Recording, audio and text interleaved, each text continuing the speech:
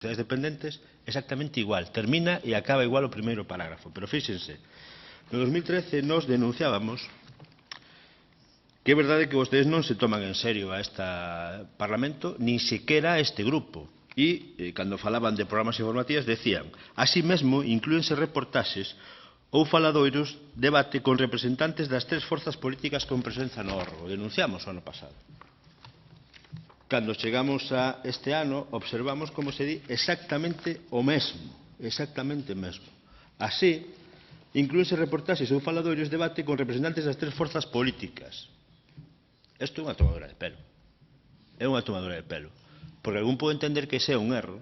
Algún pode entender que é verdade que unha boa parte dos informes son corte e pega de cuestións literarias que poden ser iguais, pero cando nesta comisión se lles dice que hai unha falta de respeto a este grupo, que vostede recoñece incluso implícitamente que está infrarrepresentado nos debates e nos elementos de debate político da canle pública, e resulta que no seu informe volven a falar de tres grupos do hórreo, cando vostede sabe que neste momento hai 5.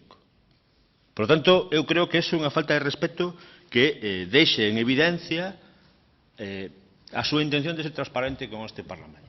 E, dende logo, unha falta de rigor que nos creemos que deberían de correxirse. E, se non é así, estamos a cometer un erro grave. Outra cuestión que para nós é tremendamente importante, e vou a facer un par de preguntas meramente económicas, que son para nós fundamentais. A primeira que existe unha auditoría de contas da ente público, que esta auditoría de contas foi entregada á parte social e que se transcribe a este informe a partir da página 108 e que, polo tanto, é información desa auditoría de contas que sería bo que tivese este Parlamento. Por tanto, eu lle pido que esa auditoría se entregue a esta comisión para que teñamos pleno coñecemento ao conxunto de cuestións e non pase como no ano anterior, que eu lle fixen a pregunta expresa de que pasaba co IBE, que vostede non recoñecía, e resulta que ao final, neste ano, se ten que recoñecer o que non se anunciábamos no ano anterior e que vostede decía descoñecer e que non era importante, que era o que supoñía esa nova revisión do criterio legal do IBE respecto da nosa compañía. Nese informe se pode decatar, e eu por eso lle vou a preguntar dúas cuestións concretas de términos absolutamente económicos que me parecen fundamentais, e a primeira é a súa subida de sueldo.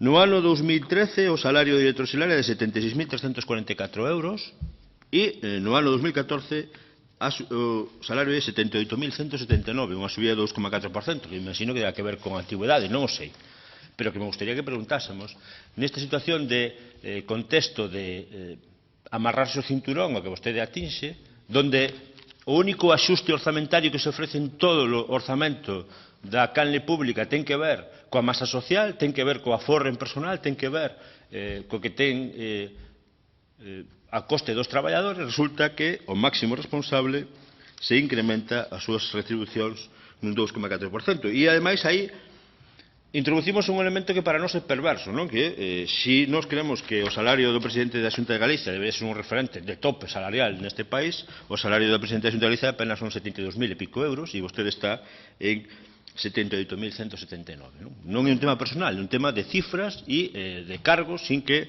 vostede se teña que sentir aludido personalmente, pero nós creemos que é un tema que é importante e que non está neste informe e debería estar cando falamos de axustes, non? Outra cuestión que ten que ver cos datos económicos que a nos sorprende, non? Cando falamos de amortizar o inmobilizado intanxible, cando a produción é externa, se amortiza en 3 pasos. Na primeira emisión se amortiza un 50%, na segunda emisión un 25%, na terceira un 15% e o restante se amortiza cando se vende a outra operadora. En cambio, cando a produción interna se amortiza o 100% nunha sola, na primeira emisión. Me podría explicar o porqué? Porque é un elemento que en términos económicos nós non acabamos de entender e que, dende logo, modificaría o conxunto do cuadro orzamentario que se presenta e de análisis da conta dos resultados da televisión pública, que, insistimos, o único axuste se produce solamente no término laboral e, sobre todo, co que se xoga con esa provisión de fondos de conflictos laborais, que sigue sendo elevadísima porque siguen existindo relacións laborais complicadas no respecto de que cando unha televisión pública pois provisiona máis de 1 millón de euros para conflitos laborais é que entende que as súas relacións laborais non son correctas e que, polo tanto, debería de habelas solucionado de oficio, cuestión que parece non darse e esperan a judicialización das cuestións, o cual para nós é un problema. Esos son ao respecto dos temas económicos e temas e preguntas que nos parecen importantes. A falta de respeto a este Parlamento a hora de non incluir documentación, de non ser capaces de recoñecer críticas que xa fixemos o informe e que volven a repetirse expresamente e de ao mesmo xeito no actual informe e falta de documentación económica que para nós é fundamental. Claro, se falamos xa do contido e do que ten que ver a televisión pública do que debería ser o informe, claro, é impecable, non? Porque o informe dice así: debemos reforzar a independencia respecto do Poder Executivo. Estaría ben que fixeran, está ben que o poñan, pero que o fagan. Non hai independencia do Poder Executivo. E o grande eiva desta canle pública é que responde expresamente aos desexos políticos do Poder Executivo e que, polo tanto, se trasladan de forma de noticias a realidade social. Non? Un exemplo de hoxe mesmo co que aconteceu onte no incendio de Teo.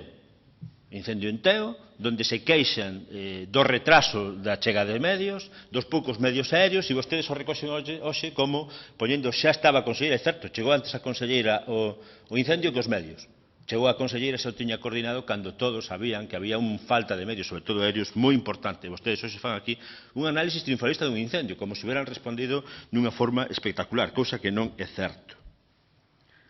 Diga ademais que se deben de satisfacer as necesidades democráticas, sociais e culturais, salvaguardar a pluralidade de xeito que non afecte gravemente a competencia.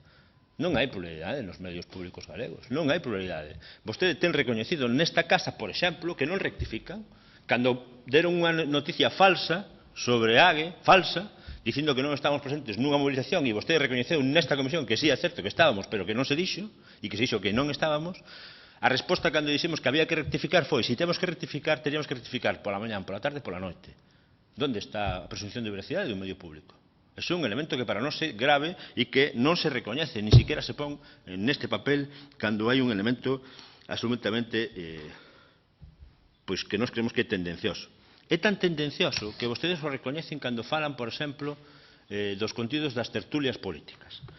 Cando antes dixeron que hai que ter pluralidade e non sei que, resulta que parece que non cambiou a sociedade. A sociedade do ano pasado en Galicia non ten nada que ver con esta. E políticamente menos. Cada un mes pasan cousas distintas. Aparecen novos suxeitos políticos. E nesos non se reflexan na pluralidade política. E vostedes o dicen cando falan dos tertulianos dos programas matinais e polas tardes. Fíxense que dicen expresamente: as parellas de tertulianos están xa consolidadas e coa experiencia dos anos teñense adoptado plenamente a un xeito de debatir que require intervencións curtas e sintéticas. Quere isto decir? Que vostedes xa teñen tertulianos de nómina que non teñen nada que ver coa realidade social cambiante deste país e non teñen nada que ver coa realidade política, coa aparición das mareas, coa aparición de AGE, coa aparición de suxeitos políticos novos como pode ser organizacións amigas como Podemos, e vostedes plantexan que non, que o que pasa aquí hai que ter tertulianos consolidados, é dicir, conservadores, é dicir, que estean na realidade anterior e que trasladen unha visión distinta do país. Eso, desde logo, para nós é unha eiva absolutamente moi importante, moi importante. Non sei canto me queda. Bueno, foi rápido, tres flashes. No tema de Internet, fan como unha grande aparición que sean capaces de promover 15.874 chíos esos medios públicos. Eso dá unha media de 43 chíos ao día, apenas 2 chíos cada hora. Eso é absolutamente insuficiente, demostra a pouca capacidade de intervención nas redes sociais. Ao respecto dos deportes, hai unha eiva fundamental nos deportes minoritarios, como te gostei en días, máis do 60%, o 70% das emisións teñen que ver con fútbol, incluso con fútbol aficionado, pero non teñen a mesma traslación a outros deportes, unha eiva fundamental como o baloncesto, incluso non saben as ligas de baloncesto que existen e mezclan un equipo de LEP bronce con LEP plata no informe, un error brutal de alguén que fai un informe. Non foron capaces de ter a iniciativa de retransmitir a final da LEP Boru de ascenso a ACB entre o COP e o Breogán. siguen nunha eiva fundamental e a falta de programas culturais e, sobre todo, documentais, donde o espacio documental está un 25% por debaixo do espacio religioso, segundo os seus informes, os seus gráficos.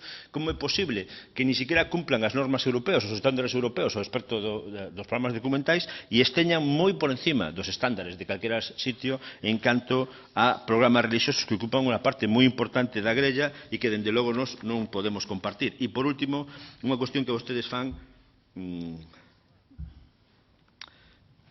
digamos como un dos elementos fundamentais, non? Que ser capaces de poñer iniciativas actuais. E, en cambio, cando falamos dos nenos e do parte da, digamos, da grella infantil, fan louvanza do incremento de horas, pero que non dicen é que o incremento de horas ten que ver con arqueoloxía infantil. Arqueoloxía infantil.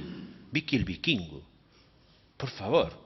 Solamente lles falta que repitan Buck Rogers e Galáctica e entonces estamos falando de nova arqueoloxía. Estamos nunha situación de falta de respeto tamén pola nova concepción e a nova forma de recibir a información dos nenos e vostedes repiten Vicky el Vikingo, Heidi ou cuestións que eu incluso xa eran moi maior cando se empezaban ou se retransmitían por segunda e terceira vez. Por lo tanto, me gustaría que dera resposta ás preguntas económicas concretas que lle dimos, aos erros graves que contén o informe, ao corta e pega nunha parte importante do informe e, sobre todo, ao porqué non se chega ao total de auditoría de contas a este Parlamento. Máis nada, moitas gracias. Gracias, señor Fajardo. Polo Grupo Socialistas de Galicia ten a palabra a señora Quintas. Gracias, señor presidente. Bos días, señor director. Bueno, eu creo que ao longo de toda a legislatura, máis ou menos, as comisións repítense no mesmo senso. E non parece que haxa intención, desde logo, para levar a cabo un cambio no que ven reclamando os grupos